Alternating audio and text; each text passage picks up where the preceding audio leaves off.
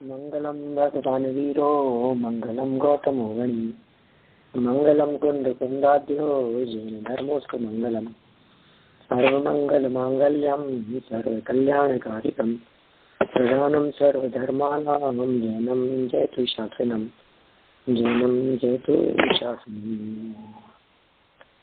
इष्टोपदेश नामक एक ग्रंथ है और इस ग्रंथ के आधार से 37 नंबर श्लोक तक की हम यहाँ चर्चा कर चुके हैं।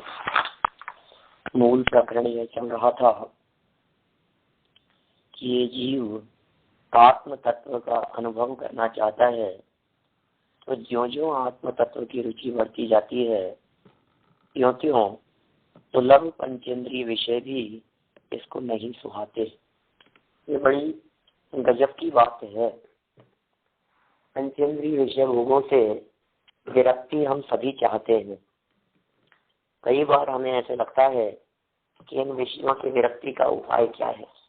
कोई बता सकता है हमारे को इन विषयों से विरक्ति का उपाय?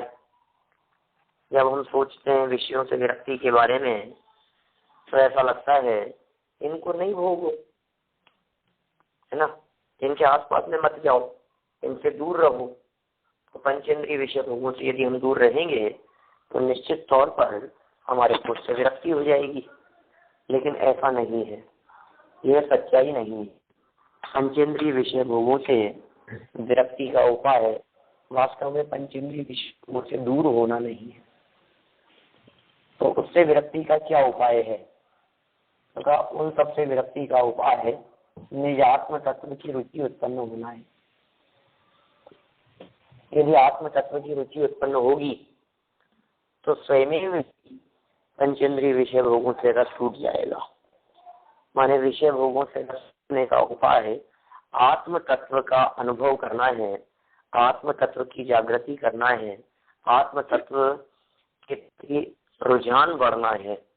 जो जो अपनी गायक भगवान आत्मा के प्रति रुझान बढ़ेगा त्यों त्यों पंचेंद्रीय विषय भोगों से विरक्ति स्वयं होती चली जाएगी। ये बिल्कुल प्रैक्टिकल बात कर रहे हैं।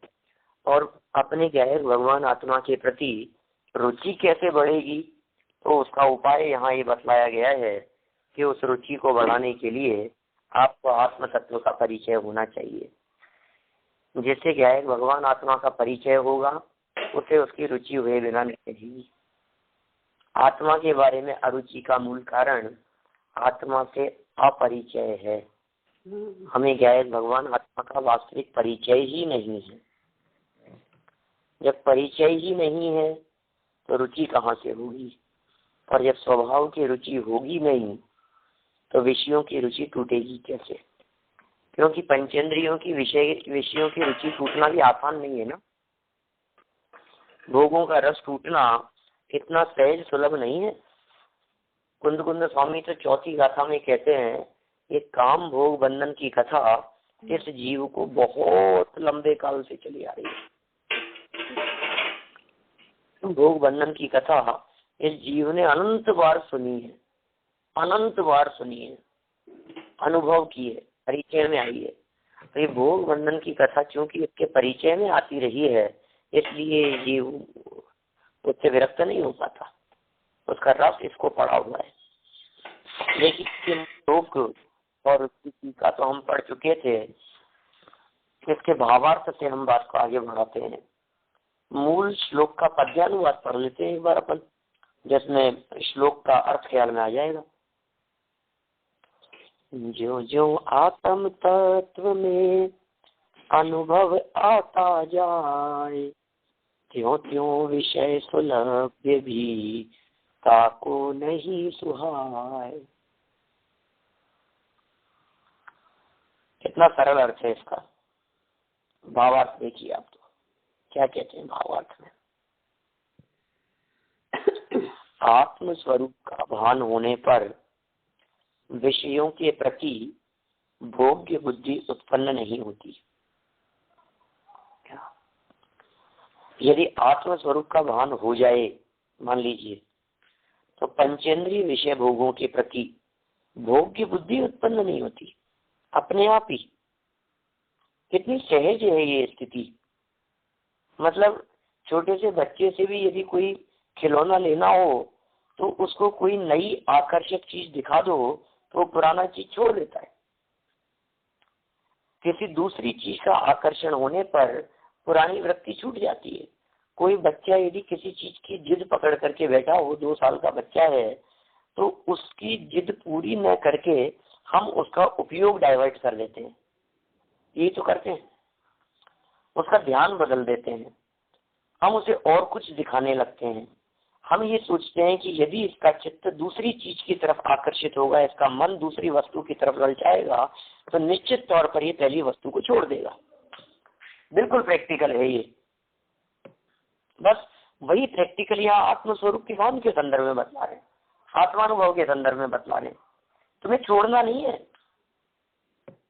किसी व्यक्ति को चोरी करना छुड़ाना के लिए क्या करें बोलो, कि चोरी नहीं करने पर रहने वाले शांत और निराकुल परिणामों का यदि उसको अनुभव हो गए तो चोरी के परिणामों से सहज विरक्त हो जाता है। गुस्से को छोड़ने के लिए क्या किया जाए? गुस्से को छोड़ने के लिए, क्रोध को छोड़ने के लिए, क्रोध के जो परिणाम है, नाराजगी के जो परिणाम है, बिगड़ने के जो परिणाम है, वो आकुलतामय है, बेचैनीमय है, घबराहट है उसमें। जैसे ही इस बात का पता लगा, छूट गया, उससे मुक्त हो गया। बोलो। तो विषयों के प्रति भोग्य बुद्धि उत्पन्न नहीं होती आत्मस्वरूप का भान होने पर। जैसे जैसे योगी को स्वानुभव रूप संवेदन में आत्मा का आनंद आता है, वैसे वैसे सुलभ रम्य विषयों की ओर से भी उसका मन हटता जाता है। बोलो। किसी व्यक्ति का टीवी देखना नहीं छूटता, किसी व्यक्ति के सीरियल नहीं छूटते, किसी व्यक्ति को न्यूज़पेपर पढ़ता है वो छूटता नहीं है, उसकी ऐसी आदत लगी हुई है। क्या करोगे बोलो उसको छुड़ाने के? क्या उपाय है? दूसरा रस लगे तो ये रस छूट जाए। जैसे जैसे स्वानुभव रूप स्व संवेदन में, स्व संवेदन माने अनुभव, स्व संवेदन माने अपना ज्ञान, स्व संवेदन माने त्रिकाली ध्रुव का ज्ञान, जैक भगवान आत्मा का ज्ञान, उसका नाम है स्व संवेदन। जैसे जैसे योगी को स्वानुभव रूप स्व संवेदन में आत्मा का आनंद आता है, वैसे वैसे सुलभ्य रम्य विषयों की ओर से भी उसका मन हटता जाता है, हटता जाएगा धीरे धीरे, वो रुचि टूट जाएगी। देखिए, अर्थात सुंदर प्रतीत होने वाले विषय भी उसको आकर्षित नहीं कर सकते। उदाहरण दिया, जिसको भोजन भी अच्छा नहीं लगता उसको विषय भोग कैसे रुचेंगे? बोलो, करो आप प्रैक्टिकल बात। भोजन ही नहीं अच्छा लगता, खाने में जिसका मन नहीं लगता।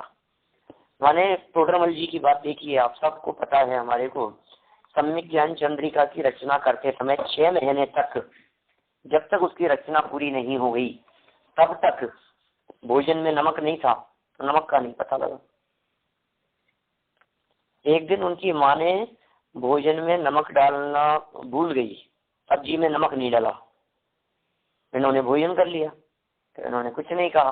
बाद में माँ ने भोजन किया तो पता लगा कि सब्जी में तो नमक नहीं था, इसको तो पता ही नहीं लगा क्या हुआ। दूसरे दिन फिर उसने ऐसा ही किया माँ ने। पहले दिन तो गलती से हो गया था, दूसरे दिन जानबूझकर किया, तीसरे दिन जानबूझकर नमक नहीं डाला। 6 महीने बाद में टोडरमल जी साहब कहते हैं कि माँ क्या बात है, आज भोजन में नमक नहीं डाला, आज सब्जी में नमक नहीं है। कि बेटा मैं तो 6 महीने से नहीं डाल रही हूँ, तो उपयोग दूसरी तरफ लगा हुआ है, भोजन ही नहीं रुचता है, पसंद ही नहीं आता है। देखो हम कहते हैं आपको दूसरी बात देखिए, जिस व्यक्ति का बेटा किडनैप हो गया, वो उठा करके ले गया, अब उस व्यक्ति को हम कहते हैं खाना खा लो, खाने का ही मन नहीं होता। अब क्योंकि उसका मन तो बेटे के साथ में लगा हुआ है ना, तो जिसको भोजन नहीं रुच रहा हो, अब उसको कहो ये साहब चलो नाचते हैं, अपन डांस करते हैं, तो वो कैसे रुचेगा? जिसको भोजन भी अच्छा नहीं लगता उसको विषय भोग कैसे रुचेंगे? आत्मा के रस की बात है, क्योंकि आध्यात्मिक आनंद के समक्ष उसको विषय भोग का आनंद तुच्छ नीरस लगता है। भजन है बहुत प्राचीन, रस नीरस हो जात तत क्षण अक्ष विषय न सुहावे, जब निज आत्म अनुभव आवे।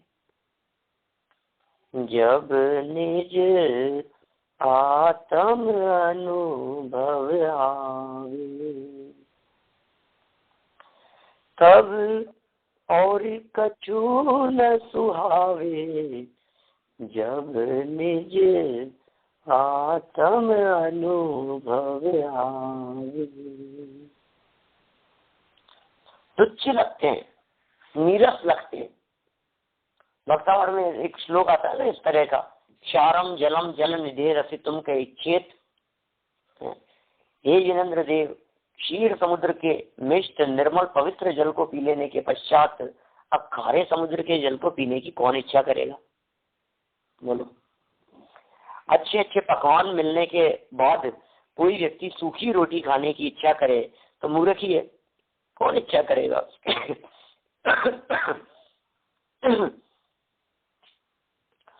लोक में भी यह रीत है कि अधिक सुख का कारण प्राप्त होने पर अल्प सुख के कारणों के प्रति लोगों को अनादर होता है।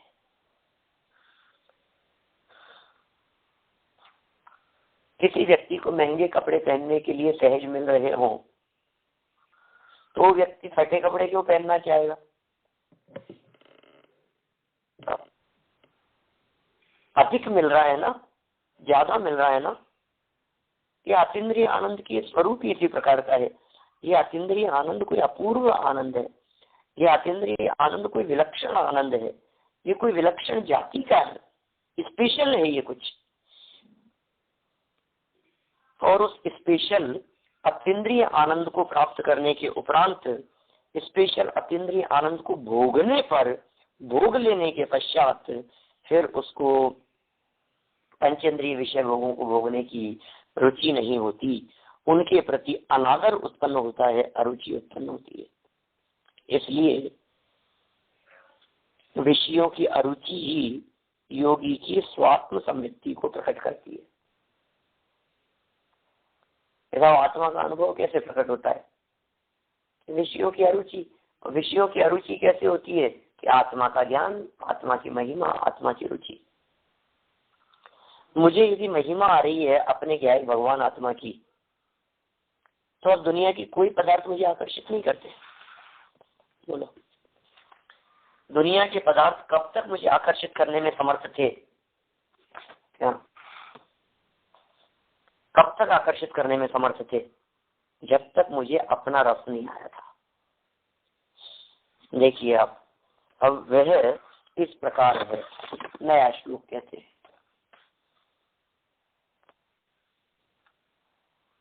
यथा यथा न रोचन्ते विषया सुलभापि, तथा तथा समायाति संवित्तौ तत्त्वमुत्तमम्।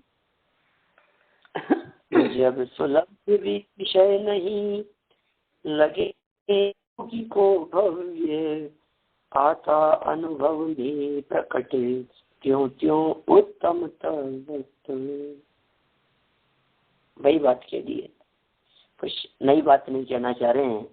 वह इस प्रकार कह करके उसी प्रकार की बात, जो बात पिछले श्लोक में कही है, वही बात कहना चाह रहे हैं। यथा यथा माने जैसे जैसे, सुलभ सहज प्राप्त इंद्रिय विषय भी नहीं रुचते, वैसे वैसे स्वात्म संवेदन में उत्तम निजात्म तत्व आता जाता है। आपको कुछ अंतर ख्याल में आ रहा है पिछले श्लोक में और इस श्लोक में?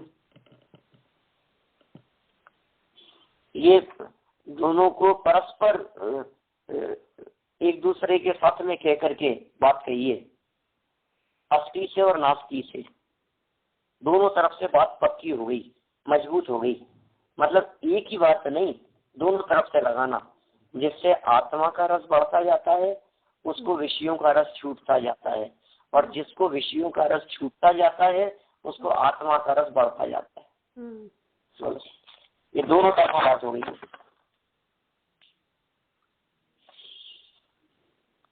क्या में आई क्या बात?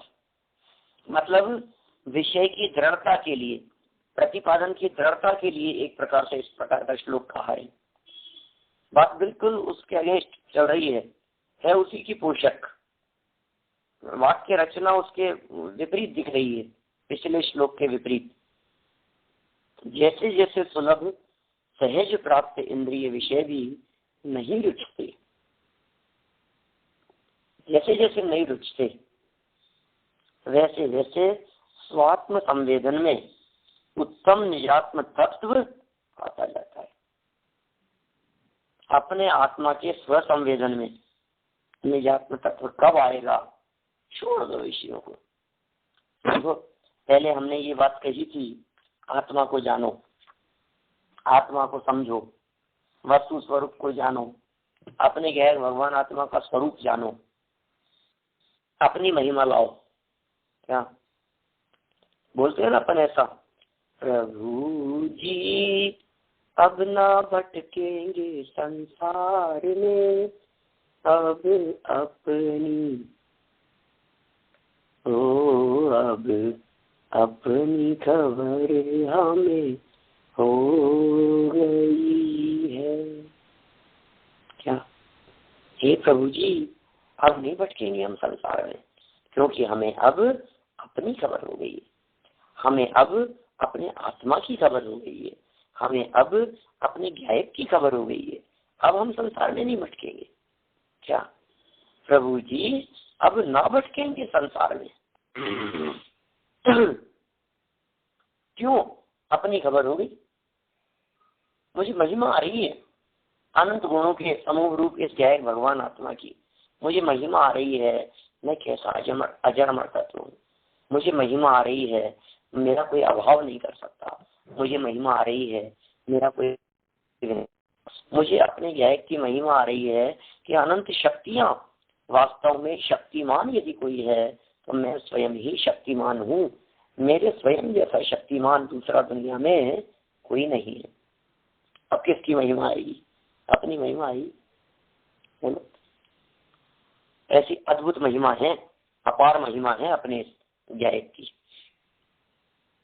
अब टूट जाती है विषयों की रुचि। अब दूसरे तरफ से लगाओ कि साहब आत्मा का रस बढ़ाने के लिए क्या करें? कि रस बढ़ाने के लिए करो, पहले तो टीवी देखना कम करो थोड़ा सा। या आत्मा का रस बढ़ाने के लिए क्या करें? या आत्मा का रस बढ़ाने के लिए ये करो कि थोड़ा पंचेंद्रीय विषय करके समय निकालो इस बात को समझने के लिए। अब दूसरे एंगल से बात कही, क्योंकि जैसे जैसे वे विषय नहीं रुचेंगे, जैसे जैसे तू उनसे दूर हटेगा, कर्म से दूर हटेगा, विषयों से दूर हटेगा, तो स्वभाव के सन्मुख सहज ही आएगा। जो पर से हटते हैं वे निज में आते हैं, और जो निज में आते हैं वे पर से हटते हैं। ये दोनों एक ही सिक्के के दो पहलू हैं। दो भिन्न भिन्न बातें कहाँ हैं यहाँ? अपने में आया तो पर से हट गया, और पर से हट गया तो अपने में आ गया। देखिए अन्वयार्थ हो गया। टीका पढ़ते हैं।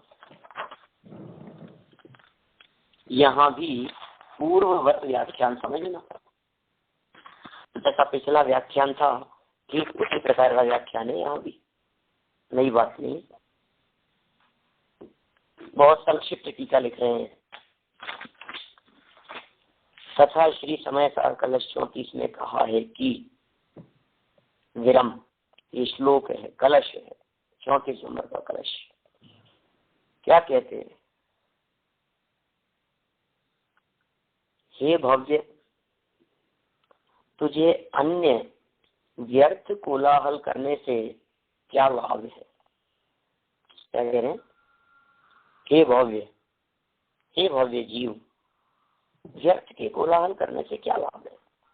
तो व्यर्थ की भागम भाग में क्यों फंसा है, तो जगत प्रपंचों में क्यों उलझा है, तो पंचेंद्रीय विषय भोगों की तरफ आकर्षित क्यों हो रहा है, तुझे उनका रस क्यों आ रहा है, तुझे उनमें मजा क्यों आ रहा है, तुझे ऐसा क्यों लग रहा है कि ये तो बहुत अच्छे हैं। छोड़ इस भागम भाग को, छोड़ इस आकुलता को। ये विषयों की चाह जो तेरे को आकर्षित करती हुई दिखाई दे रही है, ये चाह वास्तव में चाह नहीं है, आग है, ये अग्नि है, ये जला देने वाली है, ये दावानल के समान है, भयंकर अग्नि के समान है। विषय चाह दवदाह जगत जन अर निध जावे। विषयों की चाह रूपी दावानल में ये सारा जगत चल रहा है। पंचेंद्रीय विषय भोगों की अग्नि में हम जल रहे हैं, तड़प रहे हैं, झुलस रहे हैं, पीड़ित हो रहे हैं, आकुलित हो रहे हैं। ये कह रहे हैं तुझे क्या लाभ है ये बता। थोड़ा धन कमा लेगा, कुछ इकट्ठा कर लेगा, जोड़ लेगा, इससे तुझे क्या लाभ है बता। बता, अनेक मिष्ठान से युक्त भोजन यदि तेरे सामने आकर के रखे हो तो इनसे तुझे क्या लाभ है, इनसे तुझे क्या मिल जाएगा। भूख ही नहीं है। हे भव्य, तुझे अन्य व्यर्थ कोलाहल करने से क्या लाभ है। तू उस कोलाहल से विरक्त हो और एक चैतन्य मात्र वस्तु को स्वयं से निश्चल लीन होकर देख। ऐसा 6 माह अभ्यास कर। क्या क्षण मात्रम ऊपर मूल श्लोक में प्रयोग किया है, दूसरे में क्षण मास निकम 6 महीने के लिए विरक्त होकर अभ्यास कर। किम परिणा कार्य कोलाहलेन स्वयमपि निवृत्तः सनपश्य क्षणमासमेकम्।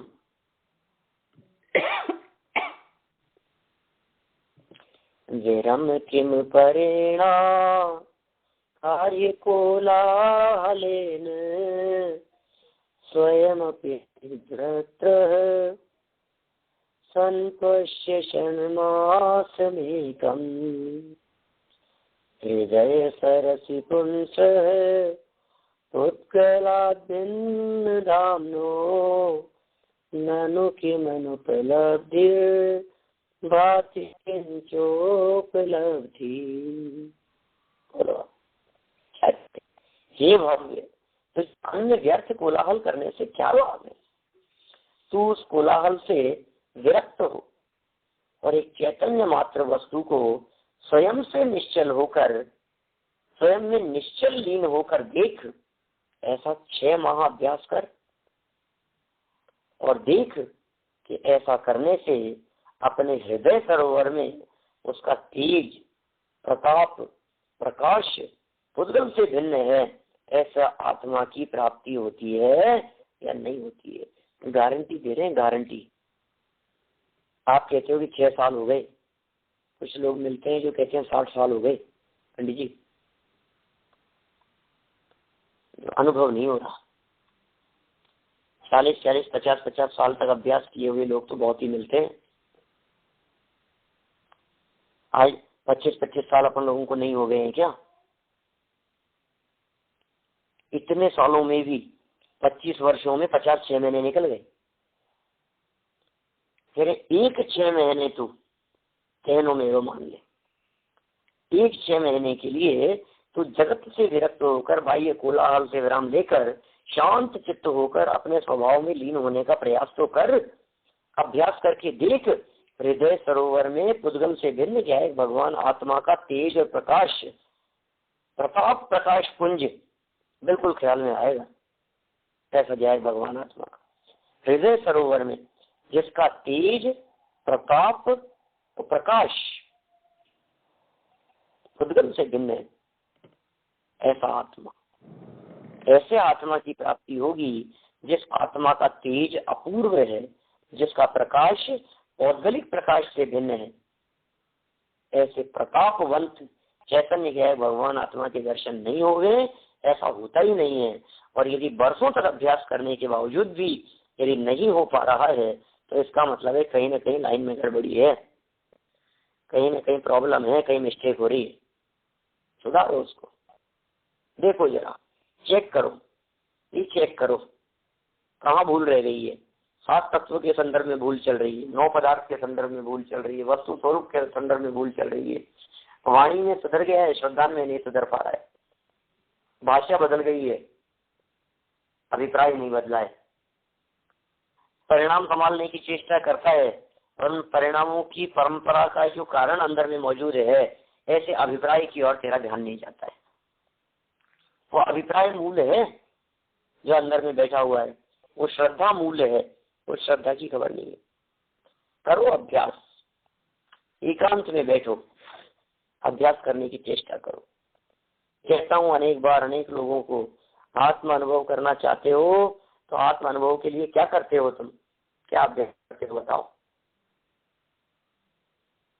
करते हो कुछ अभ्यास, चलती है कुछ प्रैक्टिस, है कुछ कोशिश कि के दिन में जाएगा भगवान आत्मा के दर्शन कैसे होंगे, बोलो। नहीं करता है अनुभव, नहीं देखता है, देखने की कोशिश करता है, अंदर में लक्षणों से जय भगवान आत्मा को पकड़ने की कोशिश नहीं करता। और बिना उस कोशिश के वो अनुभव कैसे होगा, ये बताओ हमारे को। बिना कोशिश के आत्मा का अनुभव कैसे हो जाएगा। खाते खाते तो होगा नहीं, ये बात तो नक्की है। लड्डू खाते खाते नहीं होगा, पेड़े खाते खाते नहीं होगा, भोजन करते करते आत्मा का स्वाद आ जाए, ऐसा तो 3 काल में संभव नहीं है। क्या 3 काल में ऐसा नहीं हो सकता।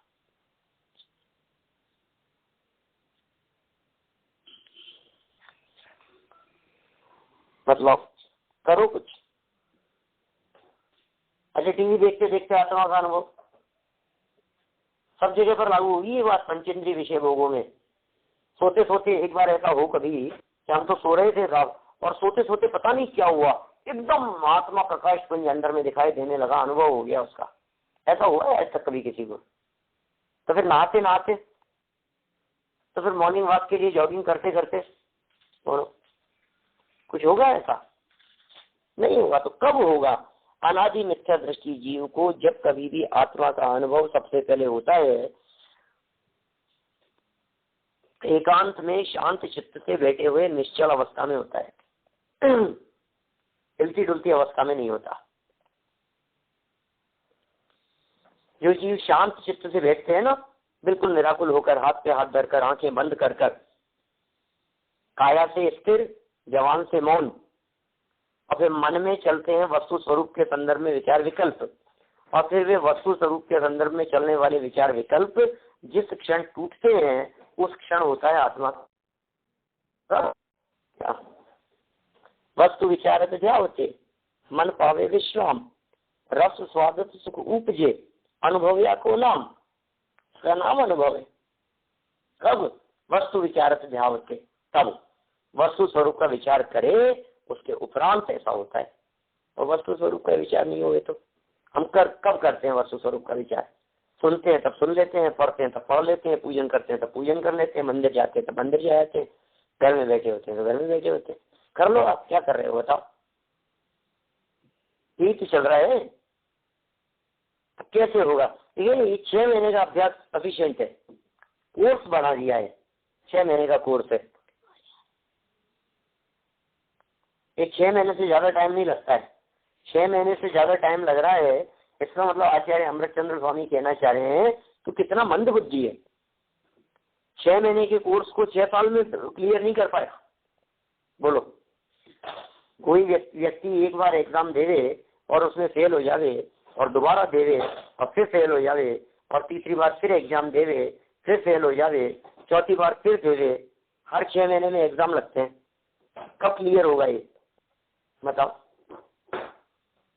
कब क्लियर कर पाएंगे? कभी नहीं कर पा रहे हैं। इतना काल हो गया, तो होगा भी कि नहीं? कभी हो तो सकता है।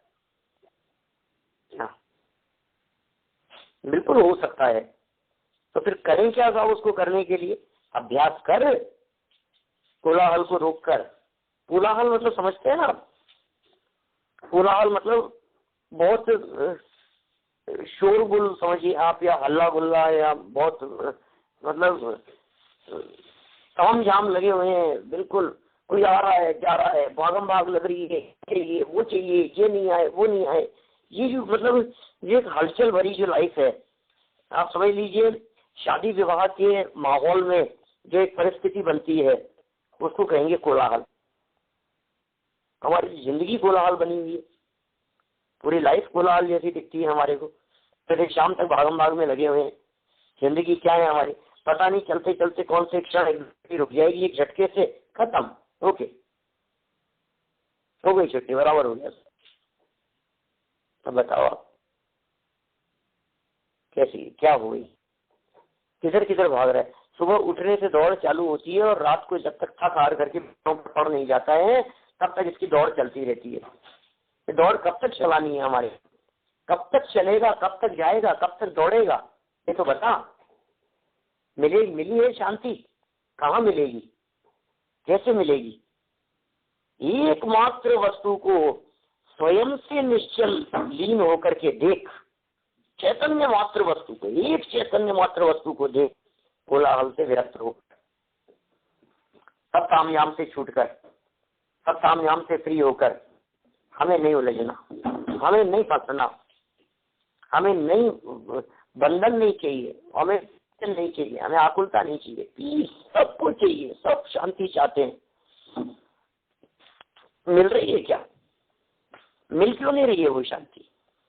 जो शांति आप चाहते हैं, जो निराकुलता आप चाहते हैं, वो निराकुलता आपको मिल क्यों नहीं रही है? ये बताओ हमारे को। उस निराकुलता के नहीं मिलने के पीछे क्या कारण है? एक ही कारण है, उसको देखने का अभ्यास नहीं। सब कोशिश तो करते हैं, कुछ दिखता ही नहीं है, और कोशिश करो। बताओ,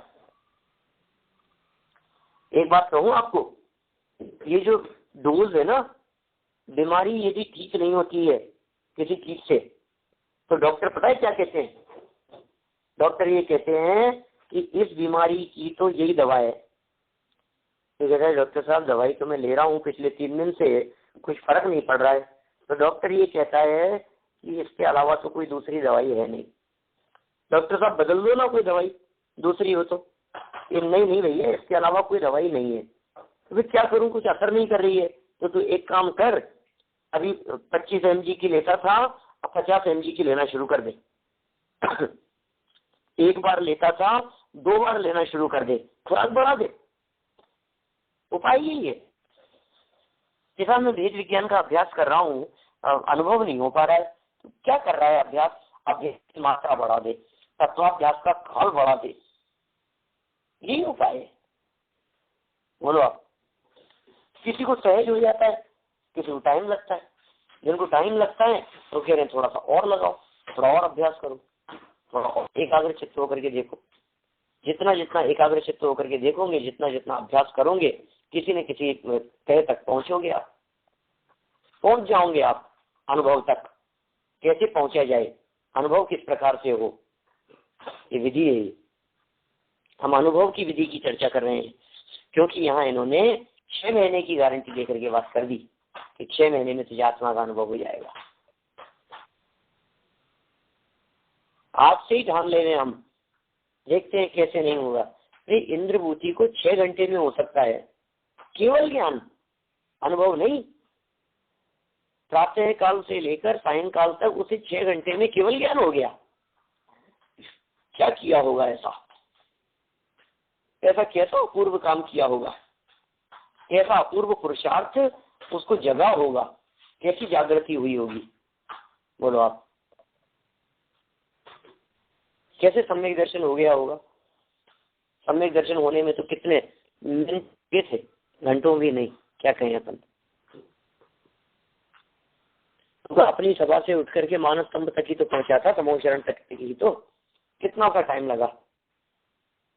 जिनकी होनहार बली होती है, जिनका आंतरिक पुरुषार्थ उग्र होता है, जो एकदम कमर कस के इस तत्व को अनुभव करने के लिए तैयार होते हैं, जिनका लक्ष्य एक ही होता है, जो दो नावों पर सवारी नहीं करते हैं, जिनको बार ऐसा नहीं लगता कि कभी ये और कभी वो, वे जीव अवश्य ही अल्पकाल में आत्म तत्व का अनुभव कर लेते हैं।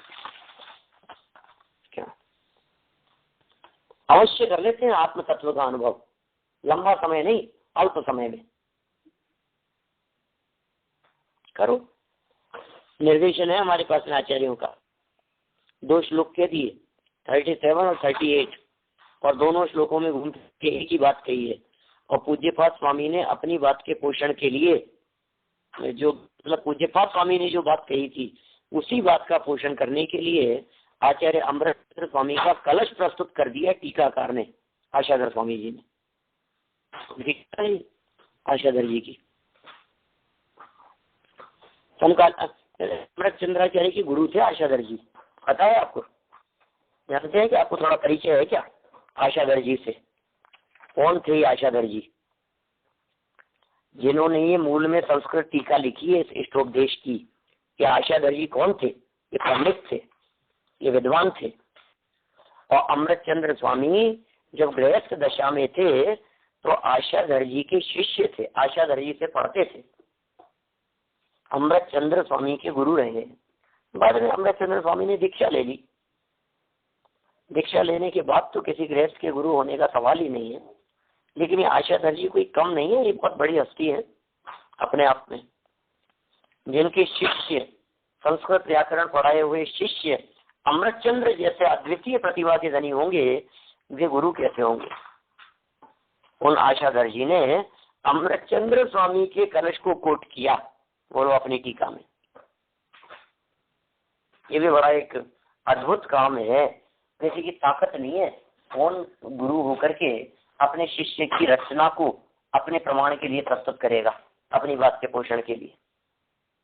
लेकिन दम है ना इसमें, कलश में दम दिख रहा है ना, इसलिए बात है। और फिर वे ये भी जानते थे कि हमारे एक कषाय चौकड़ी का, 2 कषाय चौकड़ी का अभाव है। ये जो अमृत चंद्र जो मुनि बन गया है, इसके 3 कषाय चौकड़ी के अभाव जन्य है, वीतराग परिणति निरंतर चल रही है। ये जानते थे आशाधर जी। हमसे ज्यादा निर्जरा है, हमसे ज्यादा योग्य है, पात्र है ऊंचे पद पर जाने का। ऊंचा पद तो है ही, 5 परमेष्ठियों में शामिल हो गया है अमृत चंद्र वहां जाकर के।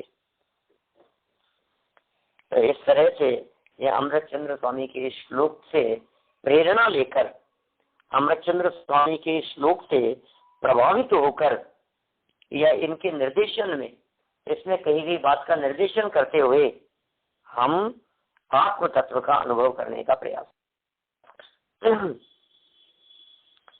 देखिए आप, भावार्थ में कुछ बात कहते हैं, टीका में तो कुछ बात इन्होंने कही नहीं, क्योंकि टीका में तो आशाधर जी ने क्या कहते, इतना सा वाक्य कह दिया, पूर्ववत व्याख्यान समझना, बस जैसा पिछले कहा था वैसा ही समझ लेना। हमारे को इस श्लोक के संदर्भ में कोई और नई बात नहीं कहनी है। पिछले श्लोक में जो बात कही थी उसी बात को आप दोबारा पढ़ लेना। हाँ, फिर भी उन्होंने अपनी बात की पोषण के लिए हमें पर ग्रंथाधिराज का 34वां कलश प्रस्तुत कर दिया। क्या कलश का अर्थ दे दिया यहाँ नीचे, उसका अनुवाद करने वालों ने। हम भावार्थ पढ़ते हैं। देखिए, विषयों की रुचि न होने से वह आत्मा के विशुद्ध स्वरूप की प्राप्ति का कारण है।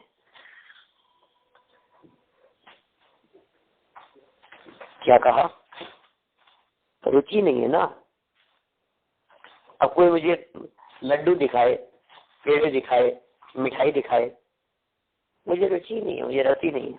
बोलो, कोई आम दिखाए, संतरा दिखाए, अनार दिखाए, बोलो ग्रेप्स है, बनाना है, ड्राई फ्रूट्स दिखाए, क्या होगा?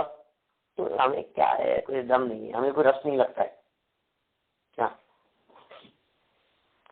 जिसको इसमें रस नहीं है उसे ये चीज आकर्षित करती नहीं है। बोलो, हम ये कहते हैं किसी बच्चे को, जो बच्चा रो रहा हो, तो चुप कराने के लिए आप चॉकलेट का नाम लेते हो? आप उस बच्चे को चुप कराने के लिए ये नहीं कहते कि चल तुझे 500 रुपए दूंगा, क्यों? क्योंकि उस बच्चे को 500 रुपए में रस नहीं है। वो 2-3 साल का बच्चा 500 रुपए की वैल्यू भी नहीं जानता, वो डॉलर की वैल्यू भी नहीं जानता। आप यदि कदाचित ये कहो कि चल तुझे $100 दूंगा, चुप हो जा, वो नहीं समझता है। लेकिन आप कहते हो कि मैं तुझे चॉकलेट दूंगा, चुप हो जा, वो चुप हो जाता है। कितना फर्क है। और जिसको रुचि नहीं है, अब उसको दिखाओ, विषय दिखाओ, भोग दिखाओ, खीर दिखाओ, रबड़ी दिखाओ, मक्खन बड़े दिखाओ, रस ही नहीं है, रुचि नहीं है। जैसे जैसे इंद्रिय विषयों के प्रति विरक्ति बढ़ती जाती है, वैसे वैसे स्वात्म संवेदन में शुद्धात्मा के अनुभव में भी वृद्धि होती जाती है।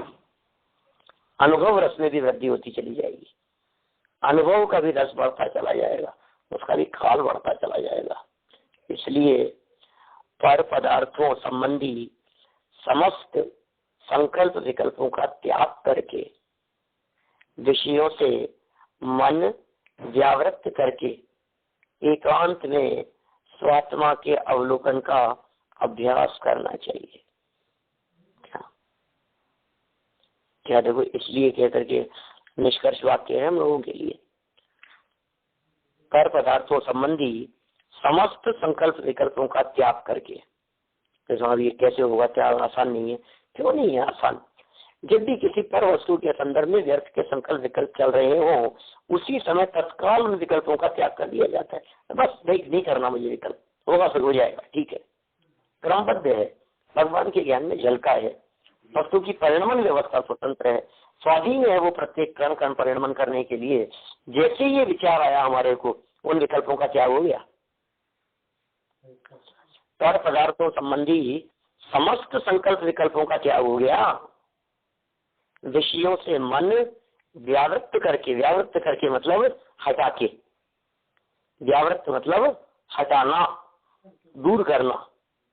विषयों से मन को दूर करके एकांत में शांत चित्त होकर स्वात्मा के, अपने आत्मा के अवलोकन का अभ्यास करना चाहिए। अपने आत्मा को देखने का, अवलोकन माने देखना। क्या करें? एकांत में बैठे, हम लोग क्या दिखता है आपको एकांत में बैठने पर? धन दिखता है, दुकान दिखती है, बिजनेस दिखता है, बीवी दिखती है, पत्नी दिखती, बच्चे दिखते हैं, स्कूल दिखता है, कॉलेज दिखता है, यूनिवर्सिटी दिखती है, फ्रेंड सर्किल दिखती है। क्या दिखता है आपको? सीरियल याद आता है आंख बंद करके शांति से बैठने पर? क्या ख्याल आता है? क्या व्यावृत्त करके, विषयों से मन को व्यावृत्त करके एकांत में स्वात्मा के अवलोकन का अभ्यास करना चाहिए। एकांत में बैठो और अपने आत्मा के अवलोकन का अभ्यास करो। ये कोई 6 महीने वाली बात चल रही है? ऊपर जो बात 6 महीने के लिए कही इन्होंने, बाकी भावार्थ के अंदर कोई बात कहना चाह रहे हैं, अभ्यास करना चाहिए। द्रव्य मोह क्षय हो इसलिए स्वाध्याय करना चाहिए, तत्वाभ्यास करना चाहिए, तत्व विचार करना चाहिए, मंथन करना चाहिए। क्या करो मंथन। इससे थोड़े ही समय में शुद्धात्म स्वरूप की प्राप्ति होती ही होती है। नियम बना रहे हैं, मतलब ऐसा वाक्य कह रहे हैं, होती है। देखा, अब नहीं हुई तो हम गारंटी देते हैं ना, बैठे ना, कैसे नहीं होगी? आज तक जिसने 6 महीने अभ्यास किया है उसको अवश्य ही मुक्ति की प्राप्ति हुई है, अनुभव हुआ ही हुआ है, मोक्ष मार्ग जीवन में प्रकट हुआ ही हुआ है। दृष्टि मुक्त तो वो हो ही गया उसी क्षण। तो ये कह रहे हैं मुक्ति की प्राप्ति होती ही होती है, अनुभव होता है। मुक्ति की प्राप्ति मतलब दृष्टि मुक्ति की बात चल रही है, चौथे प्रस्थान की बात चल रही है। तो इस तरह से इन्होंने बहुत सुंदर श्लोक यहाँ प्रस्तुत किया, जिसमें स्वात्म संवित्ति होने पर जो चिन्ह होते हैं, अब वो कैसे होते हैं उसके संदर्भ में बात कह रहे हैं। बड़ा गजब, एक श्लोक बहुत मार्मिक है। हम आगे ऐसी बात कहना चाह रहे हैं कि कोई व्यक्ति ऐसी बात कहेगी, साहब मुझे आत्मा का अनुभव हो गया, यह हुआ या नहीं हुआ, ये कैसे पता लगेगा? उसका चिन्ह बतलाते हैं, उसके पहचान की बात बतलाते हैं। तो ये पहचान की चर्चा हम आगामी सेशन में करेंगे। अभी की बात को हम निर्माणी स्तुति के रूप में आगे बढ़ाते हैं। जवानी के ज्ञान ते सूझे लोकालोक, सोवाणी मस्तक नमो सदा देत हूँ रोक, सदा देत हूँ रोक। 9 का